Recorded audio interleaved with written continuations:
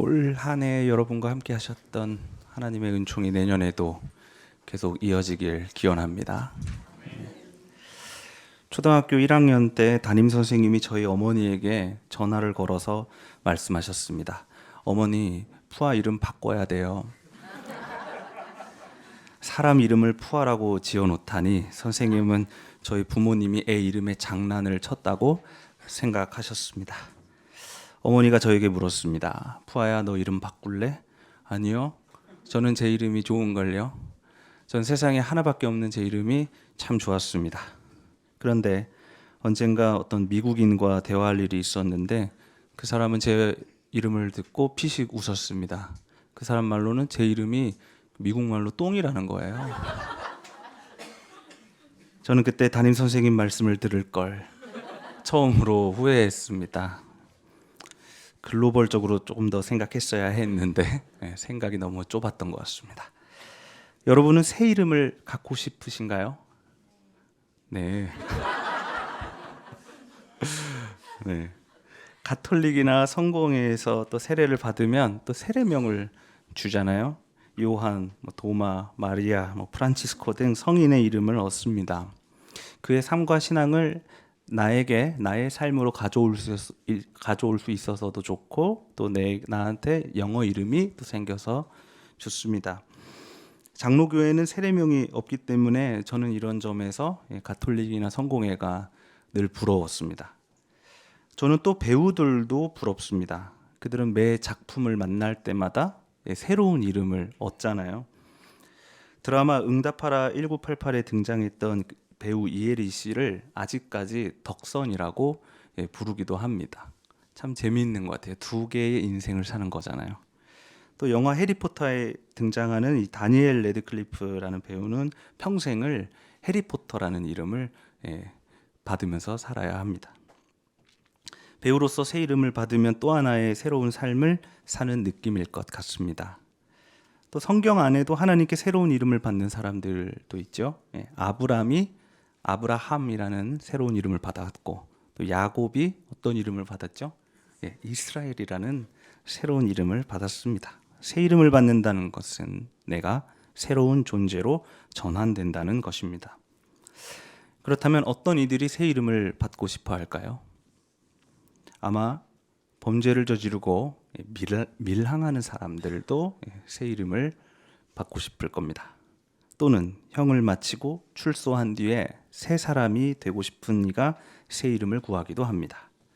혹은 과거의 아픈 기억을 지우고 새 삶을 살고 싶은 이도 새 이름을 필요로 합니다.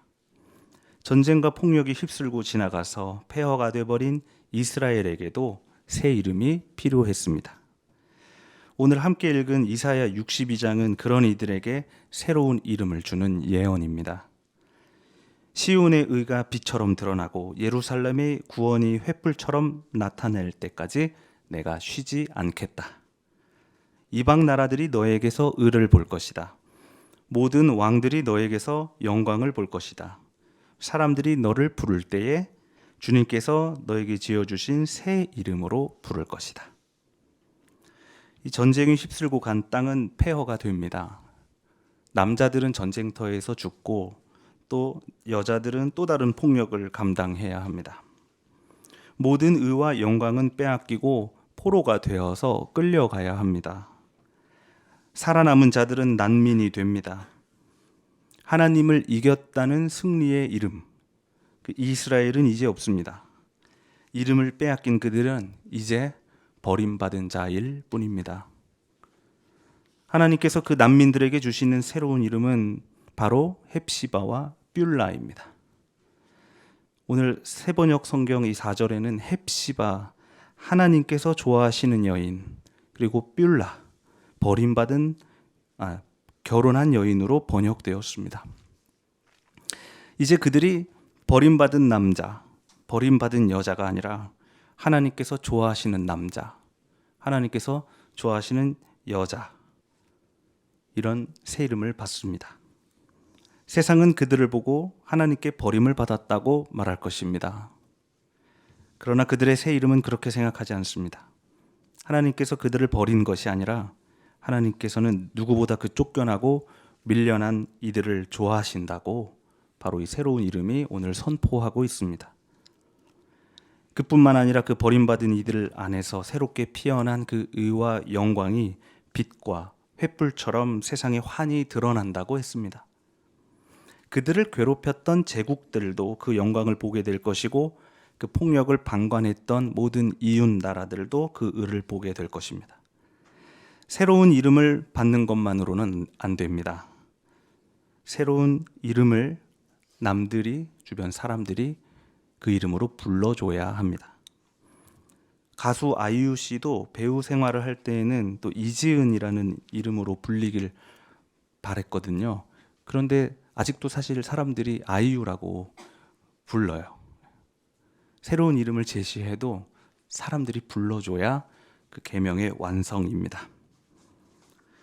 남들이 새 이름으로 불러주는 것, 그들을 괴롭혔던 사람들까지 이제는 조롱의 이름이 아니라 그들을 새 이름으로 불러주는 것, 이것이 바로 이사야가 꿈꿨던 회복과 위로의 완성입니다.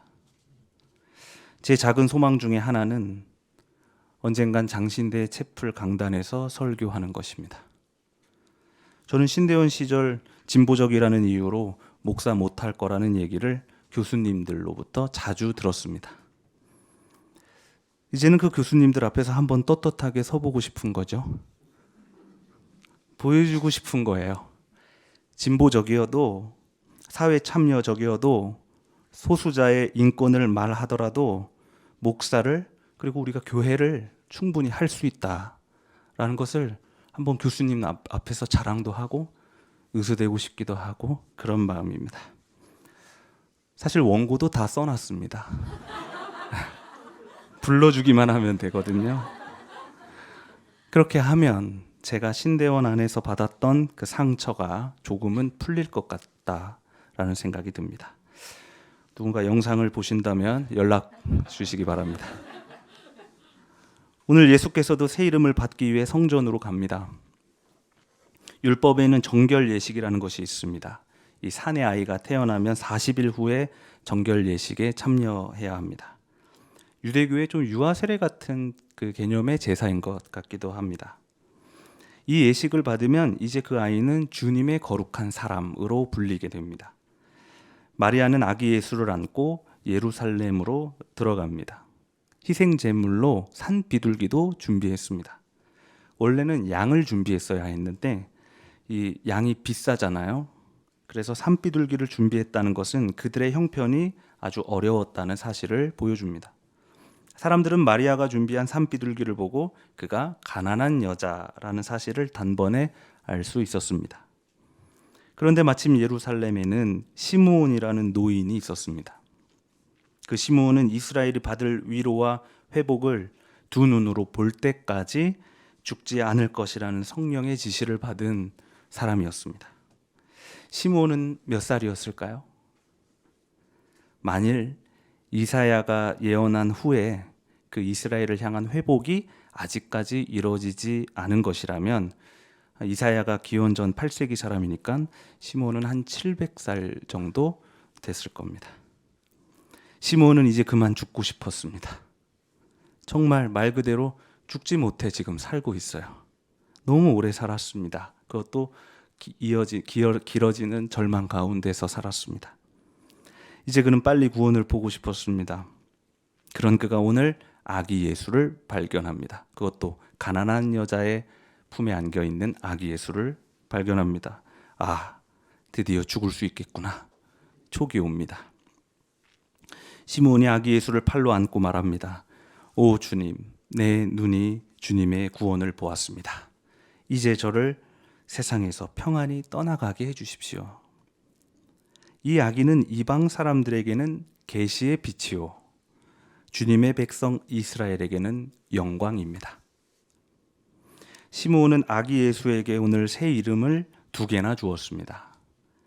외국 이름, 또 이제 국내에서 사용할 이름, 이렇게 2개의 이름을 주었어요. 그래서 이방인에게 예수는 계시의 빛, 그리고 유대인에게 예수는 영광입니다. 예수의 복음은 유대 민족만을 위한 것이 아니었습니다.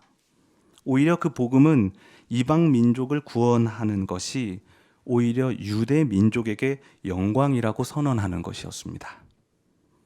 그리스도의 복음으로 인하여 유대인들이 갖고 있었던 순혈주의, 민족주의, 시오니즘이 깨어지게 된 것입니다. 이방 나라 모든 왕들 앞에도 드러나는 그 빛은 종말 위에서 혼자 승리의 춤을 추는 그런 빛은 아니었습니다. 제가 장신대 채플 강단에 올라서서 나를 비웃던 교수들에게 나의 승리를 으스대고 자랑하는 적어도 그런 빛은 아니었습니다. 그것은 이방인들에게도 빛이 되어서 결국에는 유대인뿐 아니라 모든 사람들을 구원으로 이끌겠다는 하나님의 놀라운 계획이었습니다. 하나님께서 주시는 그 새로운 이름은 그의 백성뿐 아니라 나를 괴롭혔던 사람들까지, 그 폭력을 방관했던 사람들까지 모두 다 구원해 내겠다는 하나님의 사랑입니다. 바울은 오늘 우리에게도 새로운 이름을 주었습니다. 그것은 바로 하나님의 자녀입니다. 여러분의 이제 이름은 하나님의 자녀예요. 줄여서 하자. 예수 그리스도께서는 사실 우리가 율법의 종이 아니라 하나님의 자녀라는 사실을 환히 드러내신 분이었다고 바울은 이해하고 그렇게 고백하고 있습니다. 그래서 우리가 하나님을 아빠, 엄마라고 부르면 우리는 종이 아니라 자녀가 됩니다. 나도 하나님의 자녀고 저 사람도 하나님의 똑같은 자녀라면 우리는 모두 형제 자매이기 때문에 서로의 것을 빼앗아서도 안 되고 서로 싸워서도 안 됩니다. 또 우리가 하나님의 자녀라면 우리는 예수와 함께 하나님의 나라를 상속받는 공동 상속자가 됩니다. 우리는 하나님 나라 백성이 아니라 하나님 나라의 주인이 될 사람들입니다. 그러므로 이 거룩하고 새로운 이름을 받은 우리는 어떻게 살아야 하겠습니까? 어떤 희망을 가져야 하겠습니까? 또 어떤 사랑을 우리는 해야 하겠습니까? 저는 3년 전에 여러분을 통하여 새 이름을 얻었습니다. 2020년 6월 10일부터 사람들이 저에게 목사님이라고 불러줍니다. 그 이름을 들을 때마다 저는 생각합니다. 나는 진짜 좋은 목사가 되어야 하겠다. 사실 채플실에서 교수들을 비웃으며 올라서는 것이 나의 상처를 회복시키는 것이 아닙니다. 여러분이 저를 목사라고 불러주고 목사로서 마땅히 해야 할 일을 여러분과 함께 하나씩 해나가는 것, 그것이 결국에 나를 위로할 것입니다. 또한 그것이 장신대 교수님들까지도 모두 다 구원해 내리라 믿습니다. 사랑하는 교우 여러분, 2023년 오늘 마지막 날입니다. 오늘 우리는 다시 한번 새민족이라는 새 이름을 받았습니다. 새민족은 모든 민족을 넘어서겠다는 말입니다. 그 새 이름은 우리만을 위로하고 회복시키는 것만이 아닙니다. 오히려 그 이름으로 인하여 여러분의 가정과 직장, 그리고 골목, 여러분의 사회에 변혁이 일어나길 바랍니다. 여러분이 새민족을 통해 경험하는 구원이 여러분 주변에 있는 모든 이들에게 흘러 들어가게 되기를 바랍니다. 베트남까지도 변화시키게 되기를 바랍니다. 여러분의 이름, 이 새로운 이름 위에 매일 아침 새 힘을 주시는 주님의 은총이 충만하기를 바랍니다. 오늘 주신 말씀을 다 함께 묵상합시다.